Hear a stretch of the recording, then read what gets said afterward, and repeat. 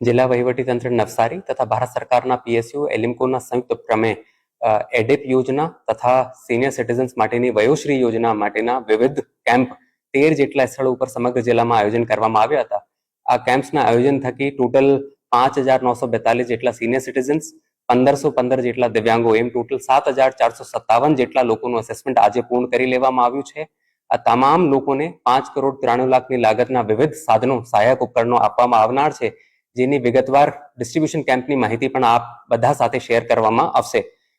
જિલ્લા વહીવટીતંત્રની તમામ લોકો સુધી આ અપીલ પહોંચાડવા બદલ હું આપ સૌનો આભાર વ્યક્ત કરું છું.